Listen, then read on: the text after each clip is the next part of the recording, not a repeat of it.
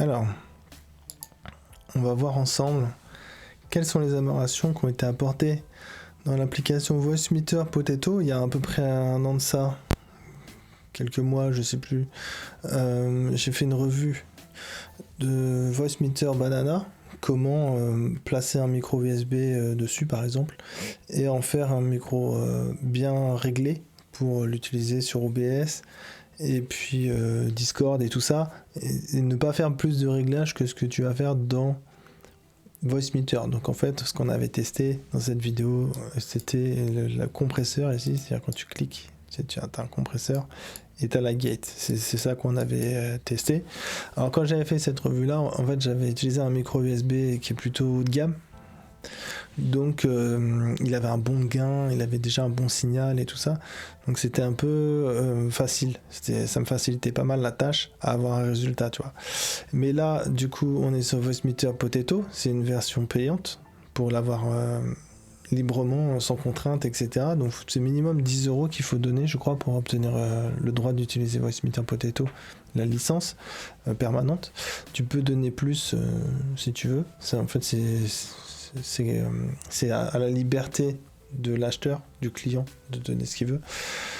Sachant que, évidemment, c'est comme d'après tu as une licence perpétuelle, plus tu donnes potentiellement, plus vite tu auras des évolutions. Donc à toi de voir, quoi. Tu donnes ce que tu peux déjà. Mais bref, toujours dit, moi je pense que pour le coup, maintenant, pour 10 balles, c'est vraiment une bonne affaire d'utiliser Voicemeeter Potato. Depuis quelques mois, depuis qu'ils ont ajouté le compresseur et la gate avec plus de modulation possible. C'est pas juste le bouton comme ça qui est pas terrible. Donc ce qu'on va faire dans cette vidéo, c'est on va revoir vite fait qu'est-ce que ça faisait ça et ça, parce que maintenant on a accès à l'envers du décor. Et ensuite je te montrerai comment faire des réglages là comme j'ai pu faire sur le micro que tu écoutes depuis tout à l'heure. Et donc quel micro on écoute actuellement? Comme Voicemeeter a fait des progrès, moi j'ai fait tout l'inverse, j'ai pris un mauvais micro que j'avais déjà à l'époque quand j'avais fait le test avec le bon micro, mais celui-là c'est un mauvais micro que j'ai aussi, et du coup on a un mauvais micro cette fois-ci, vraiment le truc que tu veux pas, hein, très mal revu, moi-même j'ai mis pas plus d'étoiles, c'est vraiment un mauvais truc, je le conseille à personne, mais c'est un micro USB, donc c'est ce qu'on veut quand même, tu vois, quand tu veux juste utiliser un micro sur un jeu, faire du streaming, faire des podcasts, des trucs comme ça, le micro USB c'est ce qu'il y a de mieux, parce que ça coûte pas cher, c'est suffisant. À partir du moment où tu mets 100 € dans ton micro USB, c'est largement suffisant, crois-moi. T'es pas une diva, t'as pas besoin de plus. Et après, il y a des micros plus chers en USB, hein, ça existe, ça peut monter jusqu'à 1000 € ou plus. Hein. Mais là, après, c'est plus des trucs pour les ingénieurs du son, tu vois, il va y avoir des trucs bizarres, c'est pas pour toi. Crois-moi, c'est pas pour toi. Non, déjà, un micro à 100 €, franchement, là... La plupart des gens, ils vont pas faire la différence. Quand je dis la plupart, c'est vraiment la plupart, quoi. Tu vois, mais vraiment la majorité, c'est ça que je voulais dire. Donc c'est très bien un micro à 100 € USB, hein. Et ça, t'as que ça à acheter. Le mauvais plan, le truc à pas faire, hein, j'ai envie de dire, c'est partir à t'acheter un micro SM7B à 400 balles ou 500 balles, et derrière devoir acheter une carte son qui tient la route, plus le câblage, plus machin, plus bidule. C'est pas ouf. Tu vas dépenser 1000 balles assez rapidement et tu n'auras pas beaucoup plus de résultats qu'avec un simple micro USB et une licence pour utiliser le Voicemeeter. Voilà.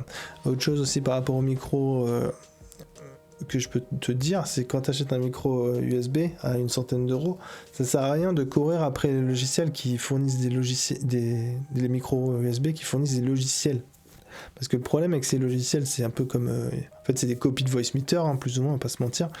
Mais le truc, c'est que des fois, ça fonctionne pas mal, mais c'est des logiciels propriétaires. C'est-à-dire que si tu n'as pas le micro Elgato, pour parler du plus populaire, du coup, tu peux pas utiliser. C'est-à-dire que moi, j'arrive avec mon micro Superlux, tu vois, je peux pas mettre mon micro Superlux dans le plugin Elgato. Ouais, peut-être qu'il y a des exceptions sur certaines applications, il y a moyen.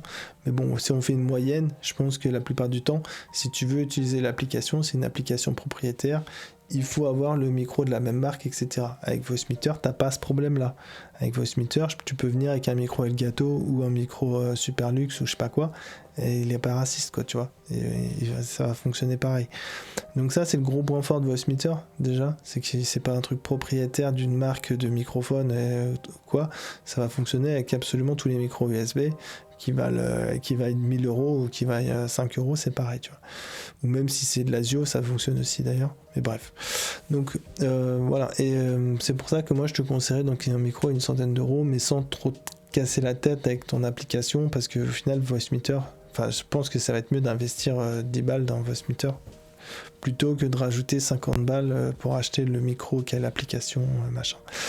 Dernière chose que j'aime pas trop avec les micros genre Elgato, tous ceux qui se font des combos là, où en fait après ils te vendent un bras articulé qui est adapté au poids du microphone. Bah ça, je déteste ça aussi. C'est pour ça que tu vois, je vais plutôt te conseiller, moi déjà, pour supporter ton microphone, bah, déjà tu fais une croix sur ces trucs là, les supports portables, que ton micro il valent 10 000 euros ou quoi, c'est jamais bien ces trucs là. Ce que tu veux, c'est un pied de micro. Un pied de micro, c'est très bien parce que déjà, t'as pas besoin de table pour pouvoir poser ton micro dessus. Et c'est le problème que j'ai avec les bras articulés là, qui supportent les micros. Déjà, c'est qu'il faut une table, donc c'est une contrainte. Si t'as pas de table, tu fais quoi? Voilà, c'est-à-dire que tu peux pas t'éloigner de ta table pour utiliser ton micro. C'est quand même une contrainte assez énorme, je trouve personnellement. Mais en dehors de ça, de toute façon, si un jour tu veux évoluer et faire changer ton micro et prendre un autre micro, je sais pas, par exemple, tu veux t'acheter ce joli micro, hein, qui coûte très cher et qui est très bien, bah, tu vas pas pouvoir l'utiliser sur ton bras articulé que tu as dépensé 100 euros pour l'avoir, ça va pas fonctionner parce qu'en fait ton micro il fonctionne avec un système de ressorts et il est adapté, les ressorts ils sont adaptés au poids du micro qui est sans doute un truc pas trop lourd, ça pèse un peu plus lourd déjà, donc en fait tu vas pas pouvoir utiliser ce microphone qui est exceptionnel quand même, tu vas pas pouvoir l'utiliser avec ton truc, donc tu vas devoir acheter après un pied de micro et par exemple ce pied de micro que lui va fonctionner, que ce soit avec un micro USB, c'est pareil, lui il est pas raciste, hein, et ça va fonctionner avec un micro USB à 5 euros comme avec un Neumann à 50 000, tu vois. Donc voilà, moi je te conseille vraiment plutôt ce genre de truc beaucoup plus modulable, beaucoup plus utile, et c'est pas pour rien que ça ce soit le numéro 1 des ventes, hein. C'est vraiment hyper courant et hyper flexible, hyper tout ce que tu veux. Moi j'en ai un, c'est le seul pied de micro que j'ai acheté et je pense que je suis pas prêt d'avoir besoin de le remplacer, sinon pour éviter de me faire des frayeurs avec des micros vraiment chers peut-être, mais ou parce que les autres sont un peu plus pratiques, mais bon bref, pour un trépied pas cher, ça fait vraiment le taf quoi. Et puis de toute façon voilà quoi. Qu'est-ce que je voulais dire de plus? Rien. Sinon, n'achète pas de boom arm parce que les boom arm c'est pas adapté à tous les micros. Achète plutôt un truc comme ça et en termes de micro, 100 euros c'est bon quoi. Le budget, t'as pas besoin de plus, on va dire. Micro USB. Donc une fois que tu as ton micro USB, que tu as acheté ta petite licence Voicemeeter Potato, tu as accès à tes plugins et donc je vais t'expliquer comment ça se passe. Donc moi pour la contrainte, comme je t'ai dit, j'ai pris le pire micro que j'ai, micro USB évidemment. Et on va voir qu'est-ce qui va pas et qu'est-ce que j'ai pu faire avec pour l'améliorer et qui sonne comme tu l'entends actuellement, tu vois. Donc le problème de ce micro, déjà, donc on va s'intéresser à la tranche qui est là, hein, évidemment. Le problème de ce micro, déjà, c'est qu'il a un problème dans les basses fréquences. Ce qui fait que, regarde, je vais te montrer ça, je vais désactiver l'EQ et je vais t'inviter à regarder le signal ici, tout simplement, j'ai me taire aussi. Donc là, si je me tais, le signal s'éteint. C'est normal, hein. Ok, maintenant je vais désactiver l'EQ. Voilà, donc ça ne fonctionne pas. Voilà, c'est-à-dire que j'ai un problème sur ce micro, ça peut arriver sur des micros pas chers comme ça. Il y a un buzz, un défaut de conception qui fait qu'il y a un son parasite qui est interprété dans le signal pas comme étant du son, donc ça produit un son à très très basse fréquence et voilà, c'est un problème que j'ai, et donc un simple filtre dans les basses fréquences, celui-là, le filtre coupe basse fréquence, suffit à régler le problème. Alors, regarde, il suffit que je le désactive.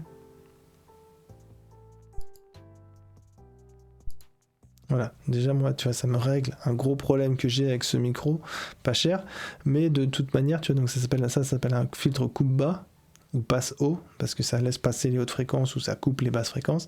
Et ça, bah tu vois, c'est tellement courant sur les microphones que, bah, pour reprendre l'exemple de tout à l'heure, si tu prends ce micro-là et que tu regardes, tu zoomes un peu sur la photo ici, tu vois, on a un filtre coupe bas réglable à 20, 40, 80 ou 160 Hz, d'accord ? Donc ce filtre-là, en fait, on l'a inclus ici, sauf qu'il est modulable, on peut le régler à 55 Hz si on a envie et tout ça, tu vois. Donc ça, c'est vachement bien. Ça pourrait être encore amélioré si on pouvait modifier la pente ici, avec le Q par exemple. On pourrait modifier la pente et que ça descende plus raide. J'ai aussi mis un autre filtre qui c'est le filtre opposé du coupe bas, donc c'est le filtre coupe haut, qui est ici, qui coupe au-dessus de 15 000 Hz. Pourquoi ? Parce que la voix humaine, pour trancher, pour aller vite, la voix humaine, elle est audible entre 1000 et 10 000 Hz. Donc tout ce qui est au-dessus et en dessous, j'ai viré tout simplement. Parce que c'est pas utile, étant donné que le micro sert à capter la voix humaine, ma voix, d'accord ? C'est tout simple. Et les Q, après, bon, si tu veux faire fignoler, tu peux te faire des petits kiffs, tu vois, Oula, le petit kiff est bizarre là. Ah si, je sais ce qui se passe. Voilà, c'est mieux.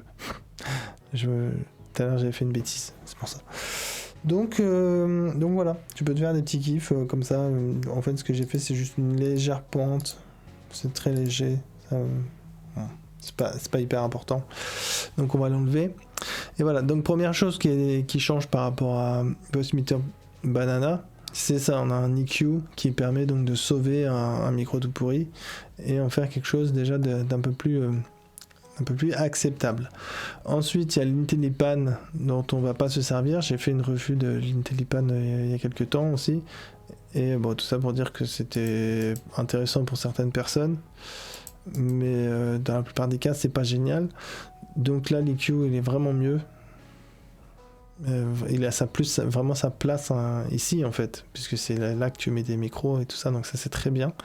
Et maintenant on va voir comment ça se passe, comment fonctionne la gate et le compresseur. On va faire un peu d'analyse là du comportement juste en touchant le bouton, donc en mode banana, comment ça fonctionne sur banana, tu vois. Donc sur banana, en gros, l'édition banana, si tu veux utiliser le compresseur, en fait plus tu vas monter, alors moi sur ma revue que j'avais fait, j'ai dit pas mettre au-dessus de +3. Au-dessus de +3, il y avait trop de bruit de fond qui apparaissait. Pourquoi en fait ? C'est tout simple, regarde, tu vois, le signal là, il monte jusqu'à la ligne bleue là, elle monte jusqu'à 0 quand elle est comme ça. Quand je la mets à 3, elle va à 20. Donc en fait, il y a un écart de 20 décibels, ce qui veut dire qu'en fait, c'est à peu près ça, hein. Je suis pas dans les secrets de fabrication, mais ce que je comprends, c'est que là, à peu près quand il est comme ça, c'est comme si ici, il se mettait directement à +20. Tu vois, parce que du coup, ici, je suis là. Voilà. Et ça, bah, juste non, quoi. C'est ça qui fait que, en gros, au-delà de +3, après ça devient n'importe quoi parce que tu arrives à un gain de +30 ici. Là, il faut qu'il se mette à +30 pour compenser. Donc c'est n'importe quoi. Et tu vas voir que moi, mes réglages, c'est pas du tout ça que je vais faire. Donc ce qui explique pourquoi finalement les gens, hein, quand ils parlent de ça, moi y compris, bah, on trouve que le compresseur de base en banana, il est pas terrible, quoi. Et c'est vrai. Voilà. Et la gate, comment elle fonctionne, la gate de base, qui est pas ouf non plus. En fait, à peine tu l'ouvres, elle s'ouvre à fond. C'est vraiment, c'est la gate brutale, quoi. C'est-à-dire que quand il y a le signal dépasse pas le seuil qui est là, ça c'est threshold, ça veut dire seuil. Quand le signal n'arrive pas à franchir ce seuil-là, il n'y a pas de son qui passe. Donc en gros, plus tu montes la gate et plus le son est coupé, et quand il est coupé net et très rapidement, etc. Enfin bref, c'est pas terrible. On va revoir tout ça en détail. Donc ce qu'on va apprendre aussi à faire, c'est arrêter de faire des doubles clics sur ces deux boutons là, parce que là c'est pas grave si je fais un double clic, mais si tu commences à faire des modifications partout comme ça et que tu appuies sur double clic, tu vois, il y a tout qui disparaît, qui se remet à 0. Donc ici là, pas de double clic, ici pas de double clic. Alors très très vite on va parler du denoiser. Alors tu vois, ça c'est le denoiser là, bah tu l'oublies, voilà, il n'y a rien d'autre à dire sur le denoiser.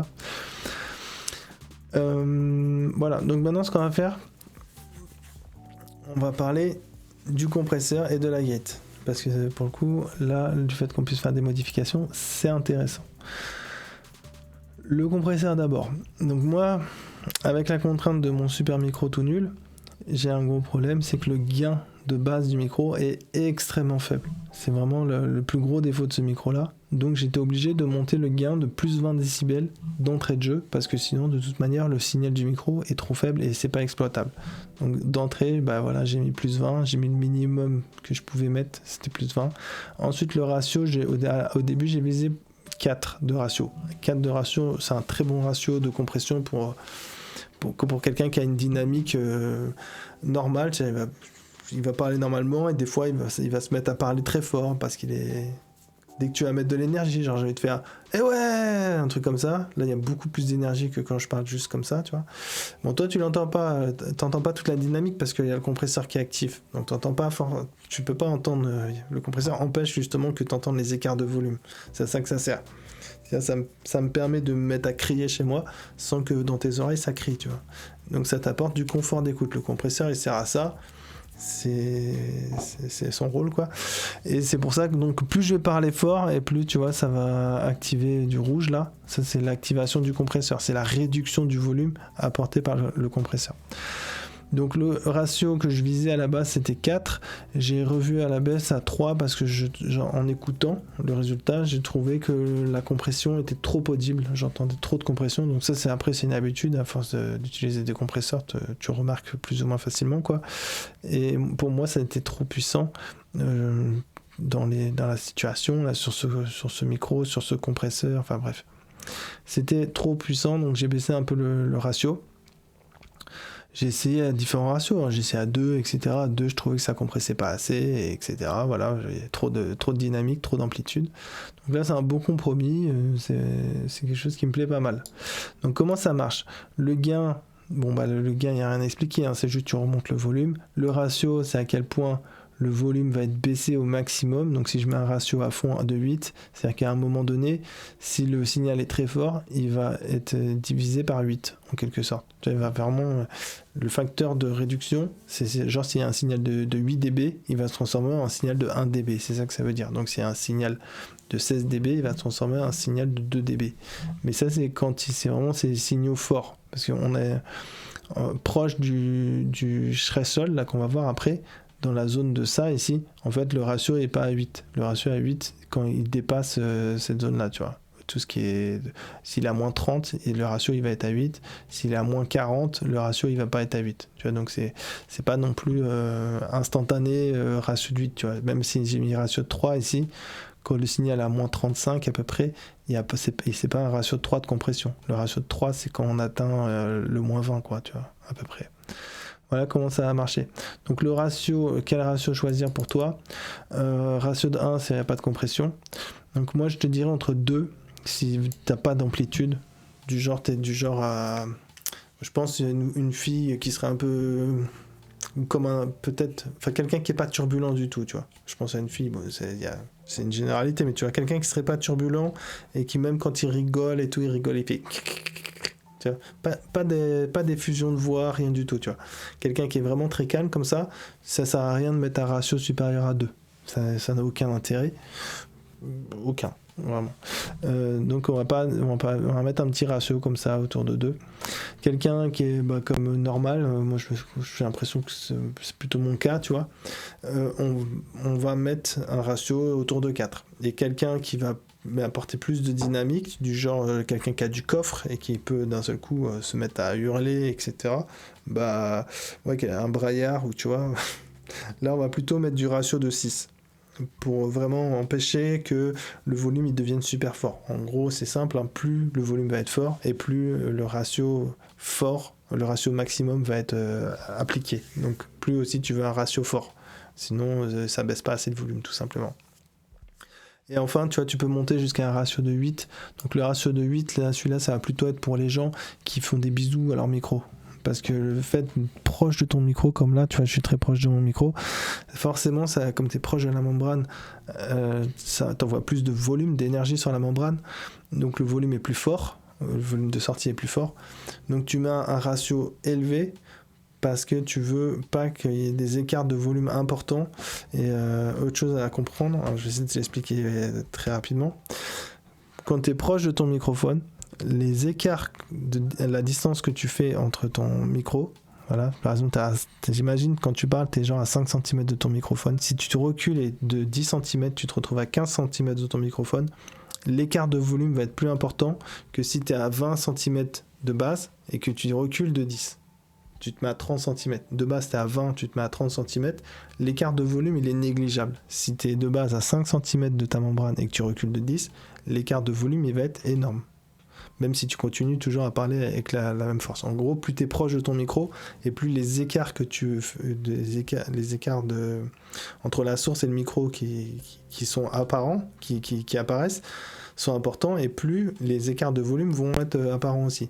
Donc ce que tu fais, tu mets un compresseur très fort, ratio de 8, comme ça va masquer les écarts de volume. Et voilà, en gros, si tu as compris. Et c'est simple, hein. Si t'as pas compris, bah voilà, si tu fais des bisous à ton microphone quand tu parles, tu mets un ratio de 8, c'est tout. Et c'est comme ça que ça marche. Et puis voilà, donc on a vu le threshold, vite fait, je te montre le threshold, c'est la position où le compresseur va commencer à être opérant. Attention, commencer à être opérant, ça veut pas dire où il va être à un ratio de 3, hein. C'est là où il va commencer à compresser, hein. Voilà. Donc là, ce point, ça correspond au petit rond là. Tu vas essayer de le placer à la transition entre quand tu chuchotes, tu vois, si je chuchote là, le compresseur il s'active pas, et quand je parle normalement, il est actif, d'accord. Donc c'est là, faut que tu repères cette zone là quand tu chuchotes, où est-ce qu'ils arrivent, les pics là, ici, tu vois, c'est à peu près à moins 30. C'est pour ça que du coup là, je l'ai mis à peu près à moins 30. Voilà comment tu gères ton niveau, ton ratio. Après, bon, c'est au cas particulier, moi je te montre là ce que j'ai fait vite fait. T'es pas obligé de recopier exactement pareil, chacun ses goûts avec la compression, etc. Selon aussi le ratio que tu mets, bah, ça peut varier. Enfin, il y a plein de variations. Il n'y a pas une formule où tu peux pas recopier pile poil ce que j'ai fait. Il faut que tu comprennes la logique qu'il y a derrière et que tu essaies des choses. Par contre, là, tu vas pouvoir copier. En général, pour la voix, ça va être très bien. Attack time, donc c'est le temps que met le compresseur à réagir quand il doit réagir, et release time, ça c'est des bonnes valeurs, donc on va les laisser. Le ni aussi, c'est la courbe, tu vois, là, en fait il y a une droite et là il y a une autre droite, elles sont reliées par une courbure, voilà. Et si tu mets un ni de 1, normalement en fait il doit y avoir une droite et une autre droite, et il n'y a pas de courbure qui les rejoint. Si l'affichage ne montre pas ce qu'il est censé montrer. Dans l'autre sens, c'est censé changer le compresseur et le transformer en autre outil. Bon bah, on voit pas si c'est... j'ai pas trop testé le truc, mais en gros tu l'as sur 50 et ça va très bien se passer. Donc le nid, t'as pas besoin de le modifier. 0,5 c'est très bien. Et output gain ici, moi du coup j'ai mis 6 plus 6 dB de output gain, donc ça correspond à un gain de sortie du compresseur. Je remonte le volume de plus 6 décibels. Pourquoi je fais ça? Parce que quand je regarde ici la réduction de volume qui est faite par le compresseur quand je parle, moi j'ai l'impression que voilà, ça oscille entre moins 10 et moins 5 globalement, donc je mets un plus 6 pour compenser la réduction du volume. Donc le compresseur stabilise la dynamique de ma voix, et ensuite je remonte le volume, le signal de plus 6 pour compenser la perte de volume. Voilà. Donc en gros j'ai eu une perte de dynamique et une perte de volume aussi, j'ai compensé ça avec l'output gain. Évidemment auto make-up gain désactivé, ça c'est vraiment du poison. Et puis voilà, ça c'était le compresseur. C'est pas bien compliqué, donc les graphiques, si tu as bien compris, ici c'est la courbure du compresseur, là où il est actif sur le signal, donc ça c'est le signal d'entrée, le compresseur, et ça c'est le signal de sortie, en quelque sorte. Donc ce qui va vraiment t'intéresser de regarder, le signal de sortie on s'en fout en vrai, le truc qui est intéressant surtout, donc c'est le signal du compresseur en rouge, et le signal d'entrée pour placer ton threshold. Voilà. En gros, il n'y a que ça à savoir faire sur le compresseur. Qu'il faut bien comprendre. Ensuite, la gate. Alors moi la gate, comment je l'utilise? Je l'utilise comme un atténuateur. Donc j'utilise pas la gate comme on a vu comme ça là, où dès qu'il y a pas de signal, ça se ferme complètement. Moi je l'utilise donc pas comme ça. Ce que je vais faire, je vais l'ouvrir un tout petit peu le threshold, je le ferai un tout petit peu juste pour que la gate s'active. Et ensuite, le damping max ici, je vais chercher entre moins 20 et moins 10. Donc on peut mettre moins 10 max. Donc damping max, ça veut dire en gros, quand la gate est fermée, de combien elle baisse le volume. Donc si tu mets de base, c'est à moins l'infini. Donc ça ferme tout le signal. Ça ferme le volume à moins l'infini. Donc il n'y a plus du tout de volume qui peut passer. Il n'y a plus de signal qui peut passer. Moi je veux pas ça. Je te dis entre moins 20 et moins 10. En gros, ça veut dire que quand il y a plus de ma voix n'arrive plus à ouvrir la gate, le signal est baissé de moins 18. Là c'est ce que j'ai mis, tu vois. Voilà. Donc ça, moi je te conseille de tester des trucs comme ça. Sur la voix, ça fonctionne plutôt pas mal. Entre moins de 20 et moins 10 à peu près, quoi. Ça dépend ça dépend des voix, ça dépend de plein de choses. Le BP sidechain, ici BP, ça veut dire bandpass. Bandpass, c'est, pour te montrer ce que c'est qu'un bandpass, un petit bandpass, voilà. Qu'est-ce que c'est qu'un bandpass? On va se mettre un bandpass là, comme ça. Voilà un bandpass. Donc ça, on a une bande de fréquence. Oups. On a une bande de fréquence, une zone de fréquence c'est le point central. Ici c'est 500 et donc tout ce qui est autour c'est la bande de fréquence qu'on entend. Tous les autres, tout ce qui est en dehors de cette bande de fréquence, de ce band pass, c'est le volume est extrêmement baissé du coup et on n'entend pas, tu vois. L'idée c'est ça, quoi. Donc là c'est exactement ce qui va être produit ici.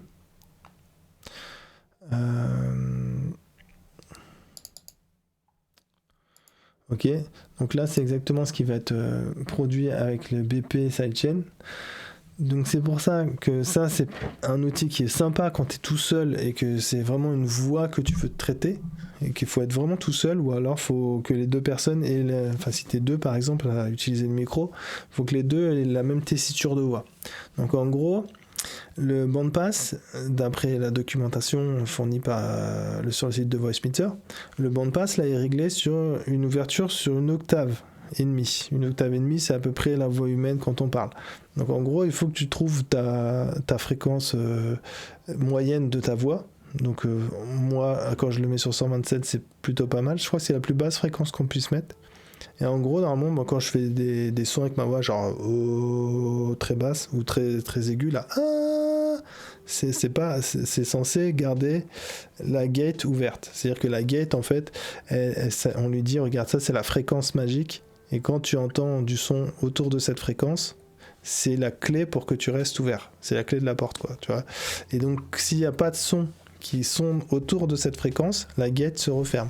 Ça fait que, regarde, si je parle en même temps que je clique sur ma souris, t'entends le bruit de ma souris assez fort, tu vois. Mais si j'arrête de parler, ça va faire une atténuation de volume. La gate va s'activer, regarde. Tu vois, c'est l'utilisation est plutôt pas mal pour une personne seule qui ferait des clics de souris, de clavier, etc. Ça va baisser les volumes qui sont pas dans la fréquence. Enfin, quand la gate se ferme, donc quand tu arrêtes de parler, typiquement, hop, la gate va se fermer, elle s'ouvrira pas parce que du coup l'atténuation va rester active de moins 18 dB. Juste si tu tapes au clavier, tu vois, ça peut te permettre comme ça de taper au clavier avec une atténuation, quoi. Voilà. Donc moi c'est comme ça que j'utilise ma gate personnellement, enfin que j'ai choisi de la régler en tout cas ici. Voilà. Et puis voilà. Si tu veux pas ça, si je veux pas utiliser le bypass, tout simplement tu le mets sur off. Si tu veux faire de la musique, par exemple tu joues de la guitare en chantant, surtout mets pas ça. Si tu veux être deux personnes, pas de la même tessiture, surtout tu mets pas ça. Donc c'est pas quelque chose qui sert tout le temps, mais dans certains cas ça peut aller, tu vois. Voilà en tout cas comment l'utiliser. L'attack time, c'est comme le compresseur, une attaque rapide pour que ça réagisse vite. Le hold time, moi j'ai rajouté le hold time parce que je suis du genre à faire parler lentement, à faire des pauses. Des fois je parle et je fais voilà. Je fais des pauses, quoi, quand je parle. Et du coup, je force la gate à attendre, à attendre pendant une seconde pour voir s'il n'y a pas un nouveau son magique là qui apparaisse. Donc elle peut pas se refermer. Si je fais elle est obligée d'attendre une seconde, tu vas voir, avant que le rouge commence à apparaître. 1. Voilà. Et après, elle va mettre une seconde, un peu plus d'une seconde à se refermer jusqu'à moins 18. Ce qui me permet comme ça, tu vois, d'avoir une gate qui fonctionne, qui se ferme. Mais si je reprends la parole avec mes petites pauses, parce que voilà, j'aime bien faire des petites pauses quand je parle, et ben la gate, elle va pas avoir le temps de se fermer, donc tu vas pas remarquer qu'il y a une gate. Sauf si complètement j'arrête de parler, tu vois. Voilà.